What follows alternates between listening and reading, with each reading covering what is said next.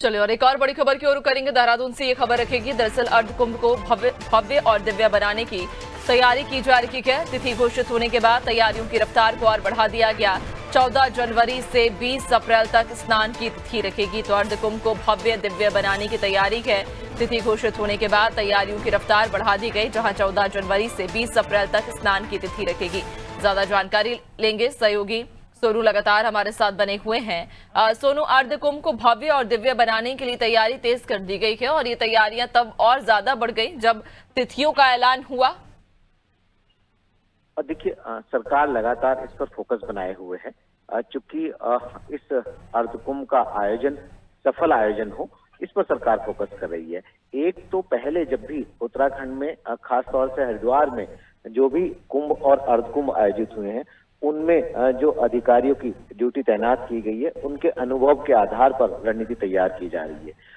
दूसरा, जो यातायात व्यवस्था है, जो श्रद्धालु की आवाजाही है, उसमें एआई तकनीक का उपयोग किया जाएगा। इसके साथ साथ जो ट्रेन से और बसों से और विशेष तौर पर जो स्नान के लिए हरिद्वार पहुंचने वाले अलग अलग राज्यों के जो लोग होंगे, जो श्रद्धालु के रूप में गंगा में आस्था की डुबकी लगाने के लिए पहुंचेंगे, उनकी सुरक्षा कैसे सुनिश्चित हो सकती है, इसके लिए एक ठोस रणनीति तैयार की जा रही है। चूंकि संत समाज के अखाड़ों के जो प्रतिनिधि हैं, जो पदाधिकारी हैं, जो महंत हैं, उनके साथ मुख्यमंत्री ने बैठक की, उनसे रायशुमारी की और जो अर्धकुंभ की तिथियां हैं उनकी घोषणा की। 14 जनवरी से 20 अप्रैल तक अलग अलग समय में अलग अलग तिथि में शाही स्नान, अमृत स्नान होंगे। ये तिथि सुनिश्चित कर ली गई है। इसके साथ साथ जो गंगा किनारे जो घाट है, स्नान के घाट जो है, इनका सौंदर्यीकरण किया जाएगा। कुछ ऐसे स्थान है जहां पर अस्थायी प्रवृत्ति के कार्य को पूरा किया जाएगा। कुछ ऐसे भी स्थान है जहां पर स्थायी प्रवृत्ति के कार्य किए जाएंगे। लगातार अधिकारियों का मेलाधिकारी की नियुक्ति के बाद से ही जो जिला प्रशासन के अधिकारी हैं, जो मेला से संबंधित अधिकारी हैं कुंभ से, इनका आपस में समन्वय बना हुआ है। 2 बार मुख्यमंत्री बैठक कर चुके हैं और अब समय समय पर मुख्य सचिव और जो गढ़वाल मंडल के जो आयुक्त हैं, कमिश्नर हैं, उनकी अध्यक्षता में भी समीक्षा बैठक होंगी।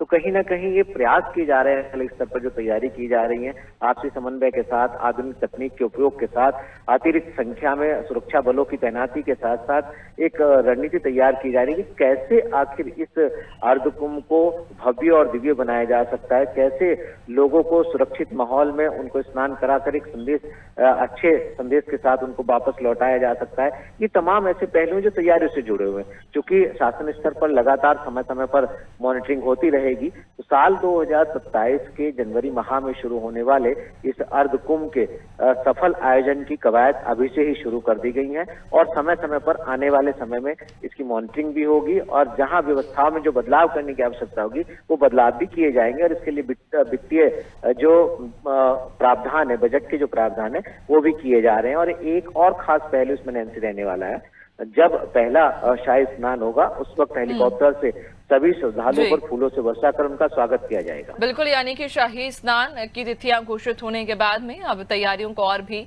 तेज कर दिया गया है, अंतिम रूप दिया जा रहा है। बहुत शुक्रिया आपका, बने रहिएगा और भी आगे आपसे अपडेट्स लेंगे।